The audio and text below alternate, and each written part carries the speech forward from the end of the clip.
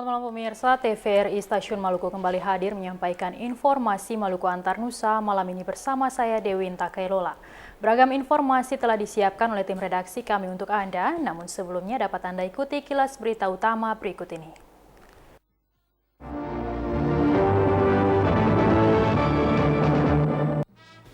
Proses pembuatan EKTP di Maluku Tengah terkendala server. Kekerasan seksual terhadap anak di Maluku masih terus terjadi.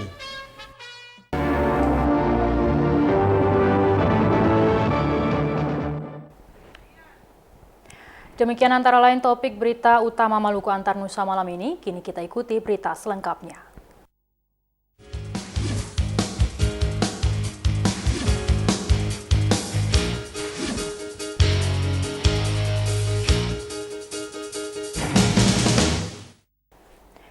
Pemirsa, proses pembuatan IKTP di Maluku Tengah terkendala jaringan ke server.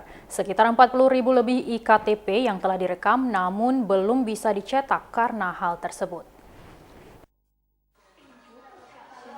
Perekaman data untuk pembuatan EKTP yang dilakukan sejak Agustus lalu hingga hari ini masih menunggu untuk dicetak.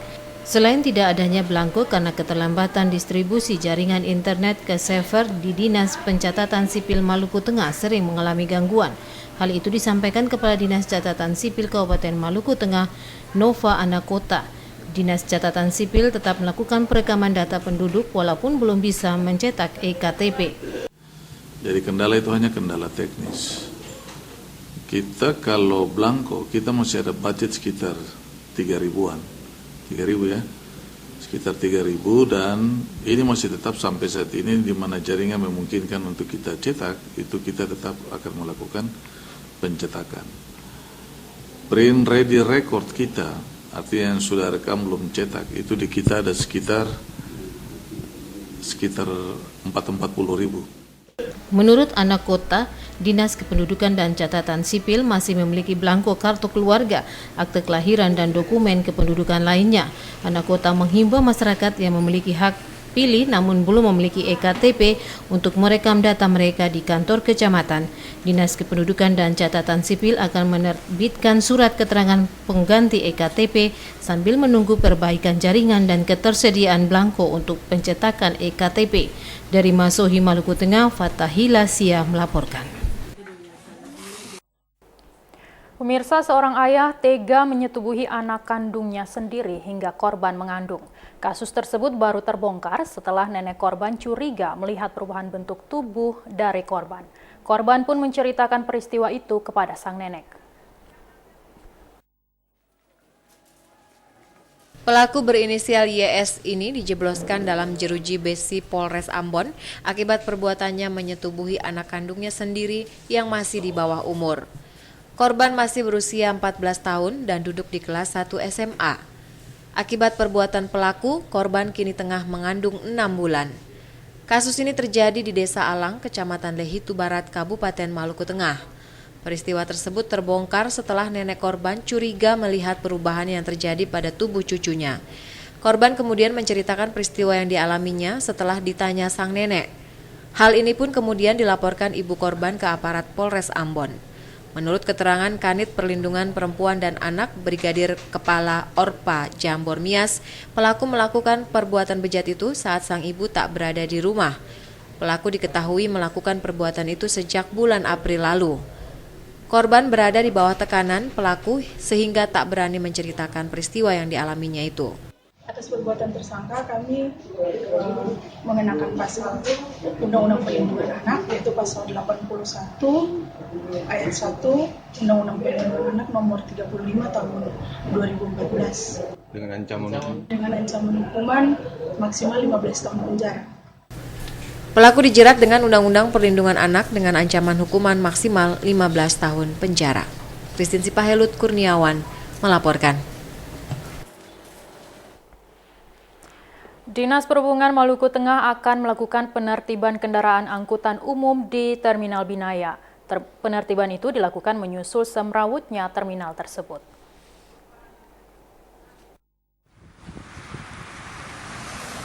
Kesemrawutan di Terminal Binaya Kota Masohi merupakan pemandangan sehari-hari. Kendaraan angkutan umum di terminal tersebut parkir sembarangan. Kesemrautan itu semakin terlihat karena saat ini terminal dan pasar Binaya sementara direnovasi. Karenanya Dinas Perhubungan Maluku Tengah akan melakukan penertiban terhadap kendaraan angkutan umum yang keluar masuk terminal Binaya. Kami akan berupaya untuk bisa membagi pegawai negeri yang ada di UPT Kota Masohi itu untuk mereka masuk pada 2 shift. Shift pertama masuk jam 8 sampai dengan jam 12 dan shift kedua masuk mulai dari jam 12 sampai dengan jam 6. Tapi dengan demikian bahwa karena kekuatan pegawai kami yang ada di UPT itu hanya 6 orang, sehingga kami juga tidak bisa membagi mereka dalam 2 shift. Tetapi dengan masukan dan koreksi yang ada seperti ini, kami tetap melakukan pembenahan sehingga terminal itu kelihatannya tidak semrawut. Selain angkutan umum, angkutan gelap berplat hitam juga menambah semrautnya terminal Binaya.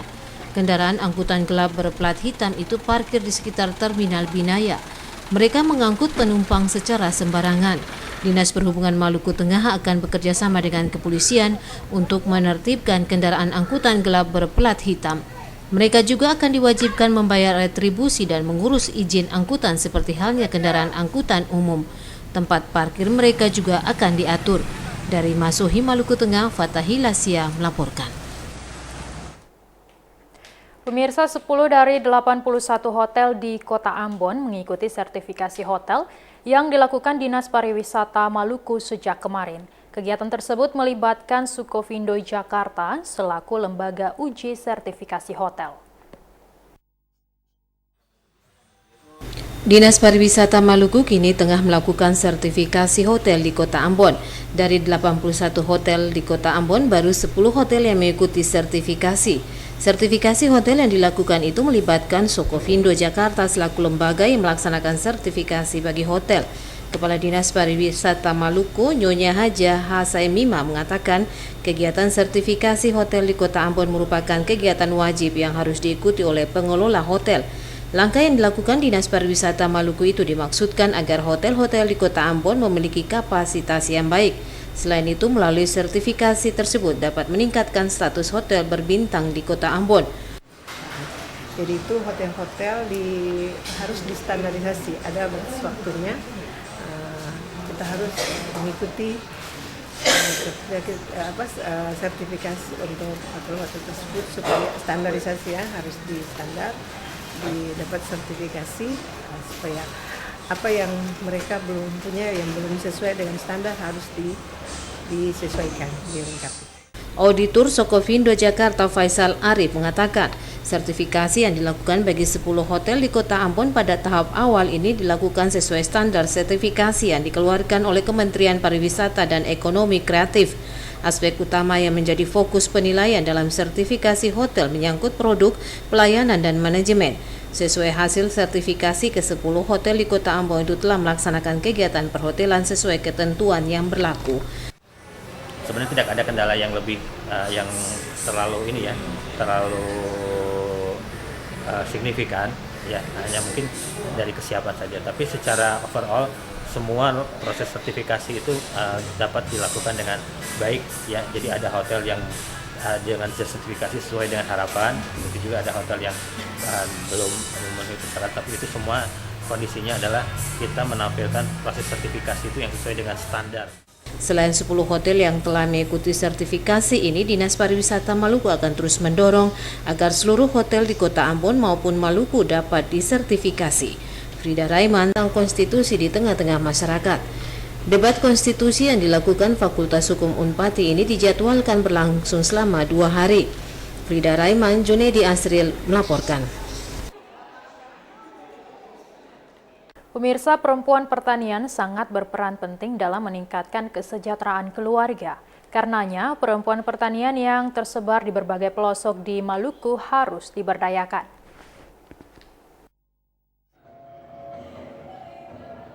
Produksi rempah Maluku seperti pala belum dimanfaatkan secara optimal. Demikian pula pertanian lahan kering yang pengelolaannya belum berorientasi agribisnis. Pertanian kepulauan dengan ciri khasnya membutuhkan kontribusi kaum perempuan dalam mengelolanya. Hal itu mendorong Fakultas Pertanian menggelar seminar nasional dengan tema rempah pertanian lahan kering atau pertanian pulau kecil. Peserta seminar pengelolaan rempah dan pertanian lahan kering adalah para pemangku kepentingan akademisi dan mahasiswa. Seminar itu bertujuan menemukan strategi dan kebijakan dalam upaya akselerasi peran perempuan di bidang rempah dan pertanian lahan kering, lingkup pertanian kepulauan. Dekan Fakultas Pertanian John Mati Nahoru mengemukakan upaya membangkitkan perempuan petani di wilayah pesisir diperhadapkan dengan kurang tersedianya fasilitas penunjang. Karena itu pemerintah harus membangun fasilitas untuk mengelola hasil pertanian menjadi barang jadi yang mudah dijangkau petani. Wakil Rektor Unpati Bidang Akademik MR Uluputi mengatakan potensi Maluku selama ini belum dimanfaatkan dengan baik oleh perempuan petani. Karenanya peran perempuan Maluku perlu ditingkatkan untuk membangun perekonomian keluarga. Harapannya seminar ini melahirkan rekomendasi untuk pembangunan pertanian di Maluku. Staf ahli Gubernur Maluku bidang kemasyarakatan dan SDM Halim Datis menyebutkan seminar ini merupakan langkah awal bagi perempuan dan pemangku kepentingan lainnya untuk melakukan pembangunan di bidang pertanian. Seminar itu menghadirkan narasumber staf khusus Menteri Pemberdayaan Perempuan dan Anak, anggota DPRD dan DPD RI serta Ketua Perempuan Sarjana Pertanian Indonesia. Di sela-sela seminar itu dilantik Perhimpunan Sarjana Pertanian Indonesia Komisariat Daerah Maluku. Hamzah Tomia melaporkan. Pemirsa, tahun ini Rumah Sakit Umum Piru memperoleh bantuan pembangunan sejumlah ruangan baru dan pembangunan pagar. Selain itu, bagi dokter yang bertugas di rumah sakit itu akan diberikan rumah dinas.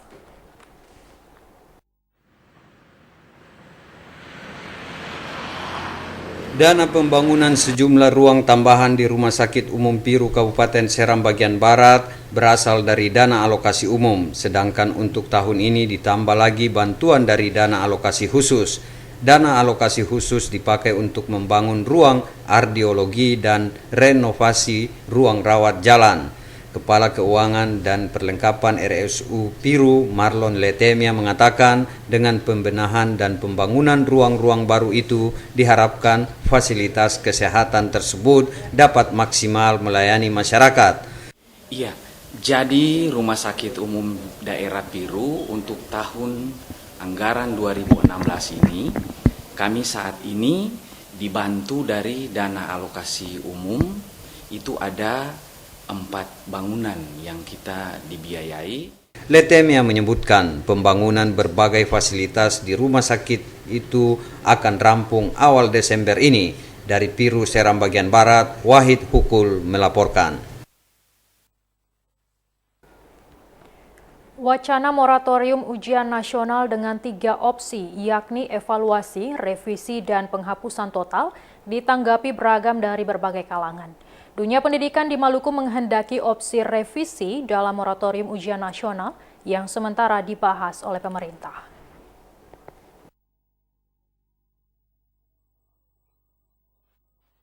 Tiga opsi yang ditawarkan dalam wacana moratorium ujian nasional yakni evaluasi, revisi, dan penghapusan total.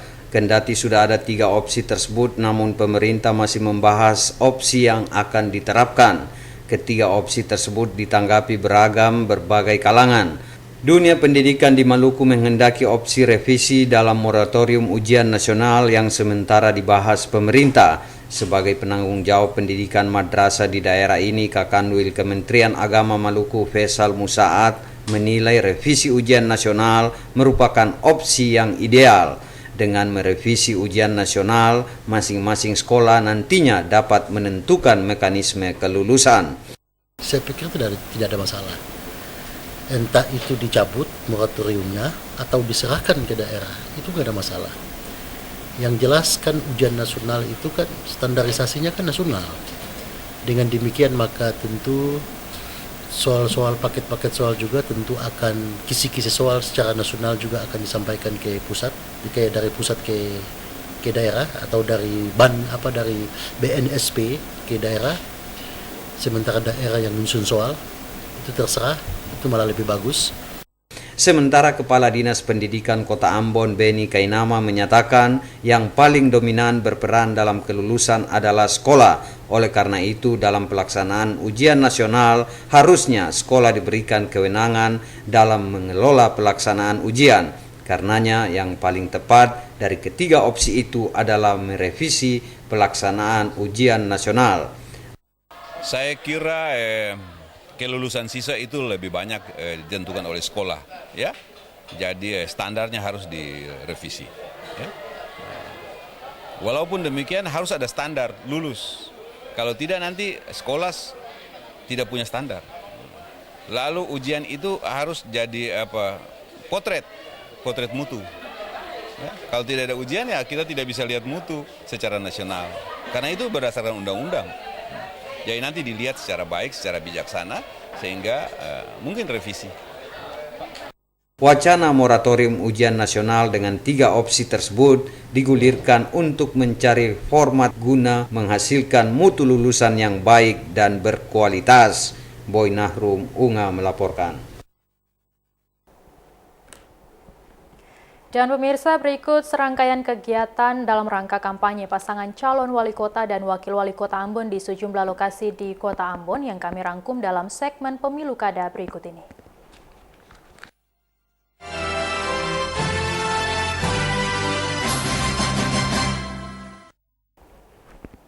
Warga negeri Latu Halat menyatakan dukungannya kepada pasangan Paparisa Baru untuk memenangkan Pilkada Kota Ambon 2017 mendatang.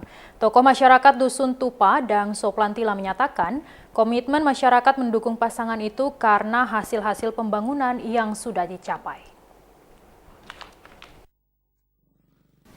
Tokoh masyarakat Dusun Tupa Negeri Latu Halat dan Soplantila mengakui warga dusun yang terdiri dari 2 kampung yakni Muri Anahu, menyatakan dukungan penuh terhadap pasangan calon wali kota dan wakil wali kota Ambon nomor urut 1, Richard Wanapesi Syarif Hadler. Menurut Soplantila, kedua figur ini memiliki pengalaman yang tidak diragukan lagi. Kedua figur tersebut pernah sama-sama menjabat anggota legislatif selama beberapa periode dan juga menjadi wali kota dan wakil wali kota.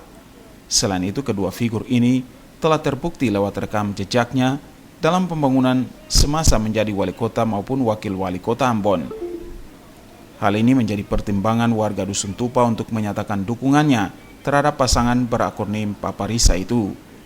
Bukti dukungan kemudian disampaikan dalam pernyataan sikap warga setempat melalui perwakilannya di hadapan pasangan calon wali kota dan wakil wali kota Richard Syarif. Dalam pernyataan sikap itu disampaikan warga kampung Muri Anahu, Dusun Tupa Negeri Latu Halat, memberi dukungan penuh dan siap memenangkan pasangan Paparisa Baru di Pilkada 2017 mendatang. Dalam kesempatan itu, warga juga meminta kepada pasangan Richard Syarif, jika terpilih sebagai wali kota dan wakil wali kota, dapat membangun PAUD maupun taman kanak-kanak di dusun itu. Mengingat saat ini orang tua terpaksa menyekolahkan anaknya di luar dusun, bahkan hingga desa lain. Melkilatu Saule, Charles Bolaman melaporkan. Penataan kawasan kumuh daerah rawan banjir dan longsor adalah salah satu dari sejumlah program prioritas yang akan dilakukan pasangan calon wali kota dan wakil wali kota Ambon nomor urut 2, Paulus Kastanya dan Sam Latukonsina. Pasangan calon wali kota dan wakil wali kota Ambon, Paulus Kastanya dan Sam Latukonsina memilih program prioritas penataan kawasan kumuh, daerah rawan banjir dan longsor, mengingat pemukiman penduduk di beberapa daerah di kota Ambon tak layak untuk ditempati. Selain itu, wilayah kota Ambon sangat rentan terhadap bencana banjir dan longsor. Hal itu dikemukakan fungsionaris Partai Gerindra Rustam Latupono pada kampanye dialogis pantas dengan warga masyarakat Nania, Kecamatan Baguala. Program ini merupakan program pro lingkungan yang akan dilaksanakan pasangan calon dengan nomor urut 2, Poli dan Sam, jika mereka menjadi wali kota dan wakil wali kota Ambon periode 2017-2022. Untuk itu, 9 partai pendukung termasuk Partai Gerindra akan mengawal program prioritas Pantas, sehingga janji-janji politik yang disampaikan Pantas akan terrealisasi bagi pengembangan kota Ambon ke arah yang lebih baik. Calon wali kota Ambon, Paulus Kastanya, mengatakan dirinya bersama Sam datang mengunjungi warga Nania. Selain menyampaikan program-program mereka, juga menyampaikan visi misi yang jelas. Pasangan dengan tagline Bisa Bikin Labe itu memandang perlu menata kawasan-kawasan rawan bencana, terutama saat musim hujan yang mengakibatkan banjir maupun tanah longsor. Pantas tidak menginginkan adanya korban saat terjadi musim hujan di Kota Ambon. Hal senada juga disampaikan Paulus Kastanya ketika melakukan kampanye dialogis dengan warga masyarakat RT 002 RW 002 Lateri 1 Kecamatan Baguala. Program pro rakyat dan pro lingkungan telah dirancang oleh Pantas 5 tahun ke depan dan akan dikawal DPRD Kota Ambon dengan pengawasan anggaran. Calon Wakil Wali Kota Ambon Samlato Konsina mengatakan slogan Pantas Bisa Bikin Labe terlahir dari dua calon pemimpin Kota Ambon yang meyakini esensi kepemimpinan, yaitu pengorbanan dan meniatkan kerja yang tulus ikhlas melayani rakyat, bukan untuk dilayani. Pada kampanye dialogis Pantas dengan warga masyarakat Nania dan Lateri 1 dilakukan juga simulasi cara pencoblosan yang benar. Devi bin Umar, Ongen Limba melaporkan. Kita beralih ke berita lain.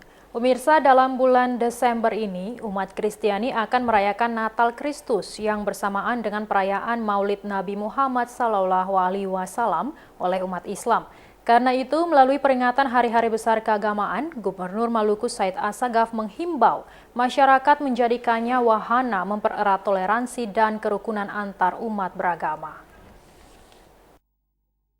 Perayaan Hari-Hari Besar Keagamaan harus dijadikan wahana untuk mempererat toleransi dan kerukunan antar umat beragama. Masalah ini disampaikan Gubernur Maluku Said Assagaf terkait bersamaannya perayaan Natal Kristus dan Maulid Nabi Muhammad Sallallahu Alaihi Wasallam di bulan Desember tahun ini. Gubernur mengharapkan agar perayaan Hari Besar Keagamaan di bulan yang sama, selain dapat mempererat toleransi dan kerukunan, juga akan meningkatkan kebersamaan dalam kehidupan bermasyarakat. Apalagi di waktu-waktu yang akan datang, Maulid Nabi besar Muhammad Sallallahu Alaihi Wasallam, ada perayaan Natal, ada Tahun Baru. Ini semua mari kita satukan dia, kita kemas dia, kita berbuat yang terbaik buat bangsa dan negara kita yang besar ini. Ya, saya harap juga dukungan dari seluruh stakeholder, ya, mulai dari tingkat RT, tingkat RW, desa, sampai provinsi, kabupaten dan bangsa ini. Ya, kita bersama-sama dengan aparatur negara, ada TNI, ada Polri, kita bahu-membahu menjadikan Indonesia yang besar, Indonesia yang kuat, Indonesia yang makmur. Kakanwil Agama Maluku Faisal Musaad mengajak umat beragama, terutama umat Kristiani yang dalam bulan Desember merayakan kelahiran Yesus Kristus dan umat Islam yang juga melakukan perayaan Maulid Nabi Muhammad Sallallahu Alaihi Wasallam agar saling menghormati. Itu saya sangat terpesona dengan pendapat para biograf yang mengatakan begini, tidak ada karya di dunia ini yang melebihi upaya kita membangun masyarakat yang aman, rukun, damai, kemudian toleran, sejahtera dalam bingkai nilai-nilai agama. Ini pesan Natal dan pesan Maulid, kan begitu ya. Nah, oleh karena itu mudah-mudahan dengan meneladani perilaku para nabi, kan begitu ya, meneladani perilaku para rasul-rasul gitu loh, di event Natal dan event Maulid, mudah-mudahan ke depan nafas dan roh Natal dan Maulid akan tumbuh sepanjang hayat. Saya kira kalau tumbuh sepanjang hayat, maka yang kita harapkan generasi masa depan itu generasi yang beriman, kemudian bertakwa, generasi yang aman, rukun, damai, kemudian sejahtera dalam bingkai nilai-nilai agama. Melalui kedua momen keagamaan tersebut, Kakanwil Agama Maluku berharap toleransi dan kerukunan antar umat beragama di daerah ini tetap terjaga dengan baik. Boy Nahrum, Unga melaporkan. Pemirsa, FKIP Unpati kini terus mendorong peningkatan kualitas calon tenaga guru di daerah ini. Salah satunya melalui seminar pendidikan guru dengan melibatkan calon guru dan tenaga guru di Kota Ambon yang berlangsung kemarin.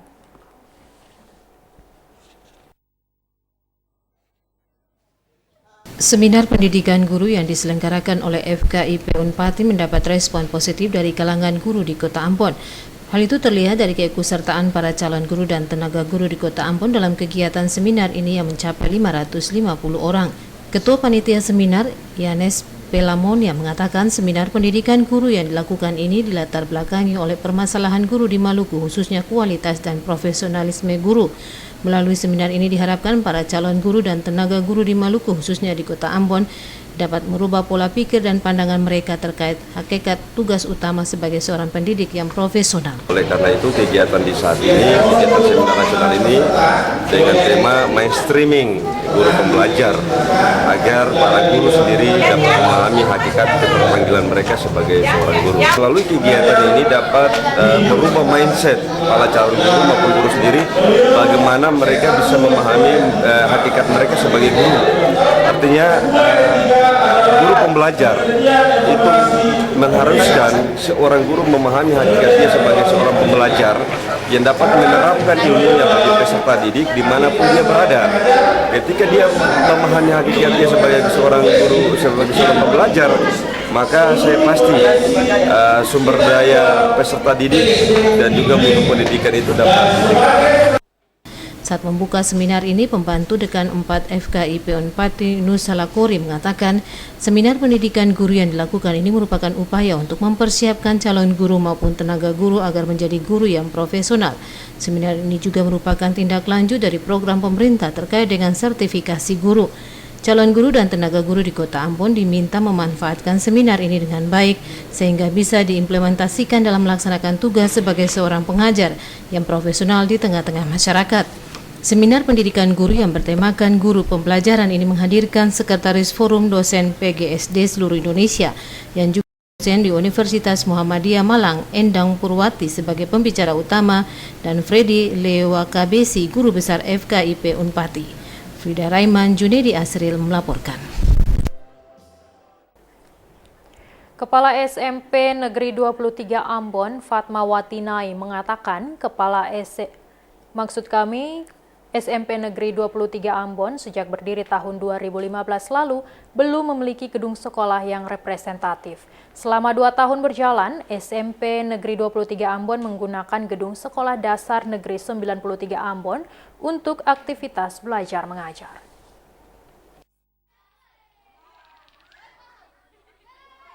SMP Negeri 23 Ambon yang baru dibentuk pertengahan tahun 2015 itu belum memiliki gedung sekolah yang representatif. Untuk proses belajar mengajar, SMP Negeri 23 Ambon menggunakan gedung sekolah dasar Negeri 93 Ambon untuk sementara waktu.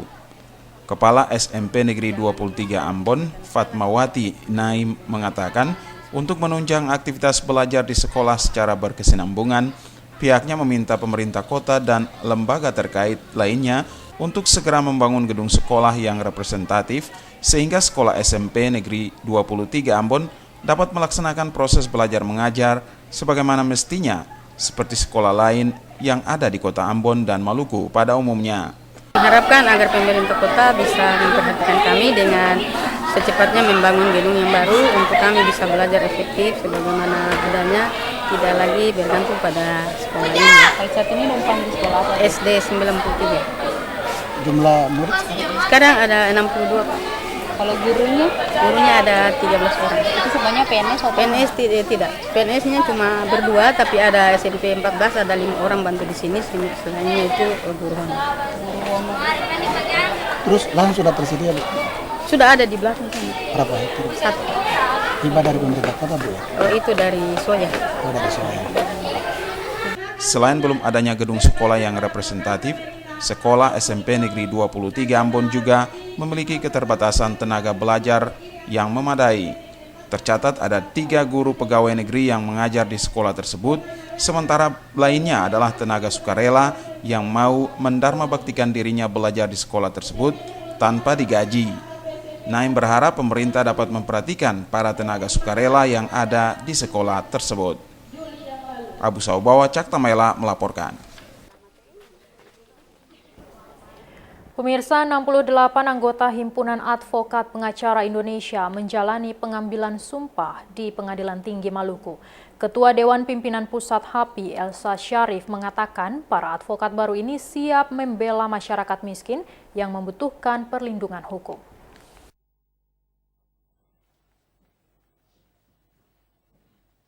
Setelah menjalani pendidikan advokat, 68 advokat anggota HAPI Provinsi Maluku diangkat dan diambil sumpahnya oleh Ketua Pengadilan Tinggi Maluku. Pengambilan sumpah itu berlangsung dalam sidang terbuka di Pengadilan Tinggi Maluku Kamis pagi. Ketua Pengadilan Tinggi Maluku, Ohan Burhanuddin, mengatakan Himpunan Advokat Pengacara Indonesia merupakan organisasi profesi yang diakui negara. Olehnya itu, 68 advokat dapat beracara di seluruh pengadilan di Indonesia. Burhanuddin meminta dalam menjalankan tugas, para advokat muda harus mengedepankan kode etik, serta tidak melakukan hal-hal yang bertentangan dengan ketentuan perundang-undangan. Mereka juga diharapkan tidak melakukan perbuatan tercela dalam bertugas, serta mewujudkan peradilan yang agung sesuai dengan tujuan pembaharuan peradilan yang dicita-citakan.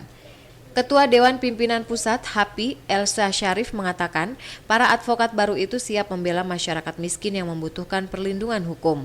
Hal itu berdasarkan Kode Etik Persatuan Advokat Indonesia. HAPI merupakan aparat penegak hukum yang siap memberikan jasa hukum bagi setiap warga negara. Setiap advokat harus profesional dan mendukung pemberantasan pungli. Advokat yang melanggar kode etik akan ditindak tegas. Memberikan wanti-wanti, jangan pertama bukan selain pungli, kita juga narkoba, kita juga akan melakukan pembersihan terhadap itu. Jadi nanti kita maunya berkualitas, bukan jadi advokat seperti preman, kita nggak mau. Jadi begitu orang lihat gayanya aja orang bilang, wah ini pasti advokat dari HAPI nih. Itu yang saya mau, membuat satu image yang baik bagi HAPI. Selain pengambilan sumpah oleh Pengadilan Tinggi Maluku, para advokat muda juga menjalani sumpah organisasi.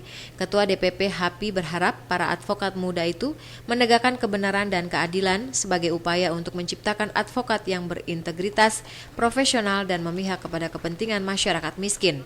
Panile Tahid melaporkan. Pemirsa, maraknya peredaran serta penggunaan narkoba dan perilaku seks menyimpang merupakan penyebab tingginya penularan HIV/AIDS belakangan ini. Untuk meminimalisir penularan HIV/AIDS, pemerintah menggalakkan penyuluhan.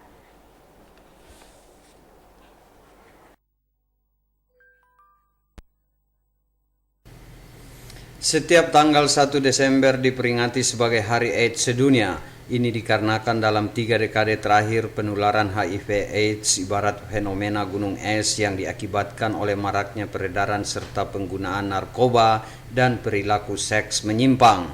Di Maluku dalam 1 dekade terakhir penularan HIV/AIDS sangat tinggi sehingga menjadi momok bagi masyarakat. Maraknya peredaran serta penggunaan narkoba dan perilaku seks menyimpang menjadi penyebab utamanya. Sebagai upaya meminimalisir hal tersebut, pemerintah terus menggalakkan penyuluhan kepada masyarakat terkait dengan penyebab penularan HIV/AIDS.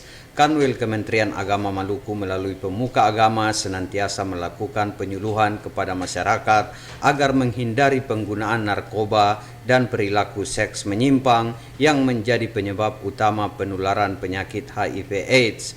Kakanwil Kementerian Agama Maluku Faisal Musaad mengajak masyarakat agar senantiasa taat pada norma-norma agama yang dianutnya sehingga terbebas dari perilaku seks menyimpang. Jika orang memahami agama dengan sempurna, dengan paripurna, baik itu agama Islam, kemudian Kristen, Katolik, Hindu, dan Buddha secara sempurna, tentu dia akan terhindar dari perilaku menyimpang.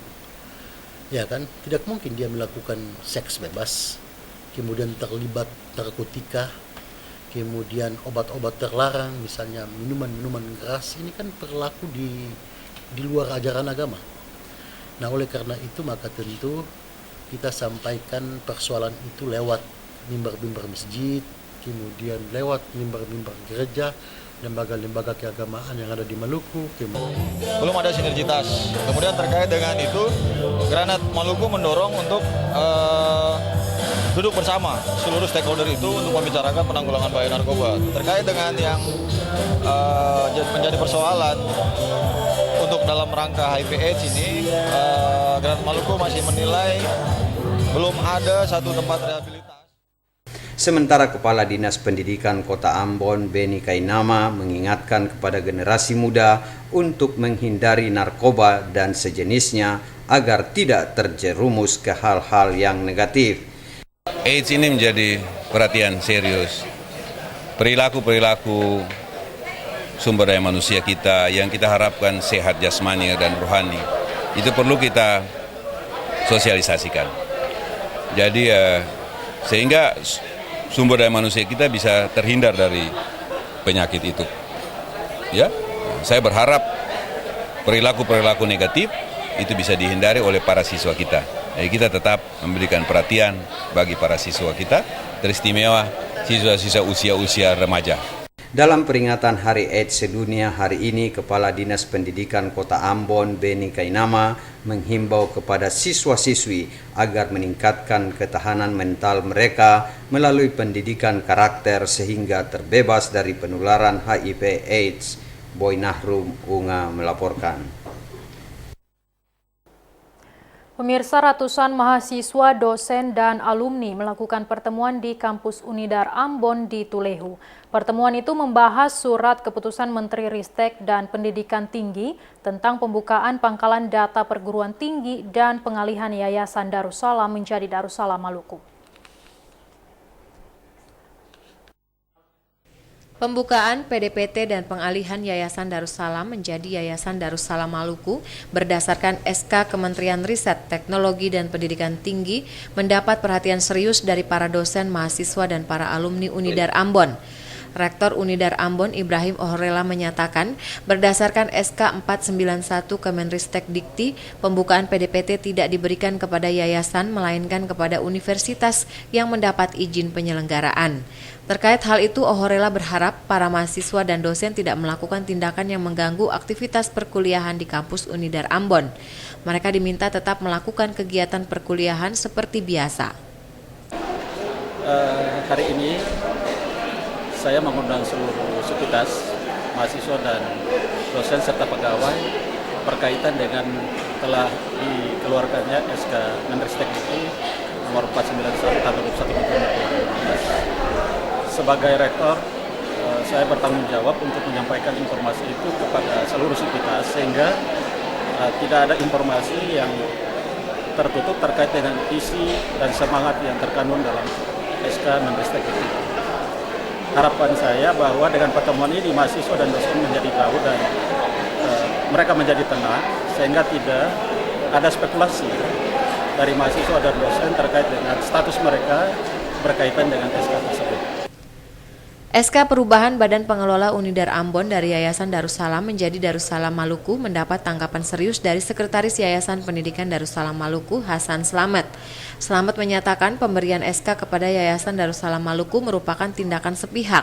Pihaknya akan melakukan perlawanan terhadap SK tersebut. Menurut Slamet, semestinya Kemendikti menunggu keputusan inkrah dari Mahkamah Agung atas gugatan sengketa dualisme pengelolaan Unidar Ambon. Pani Letahid melaporkan. Memasuki minggu pertama Adventus, umat Kristiani di Kota Ambon mulai memadati pusat penjualan aksesoris Natal. Aksesoris Natal itu akan dipakai untuk menghiasi rumah mereka maupun lingkungan sekitar.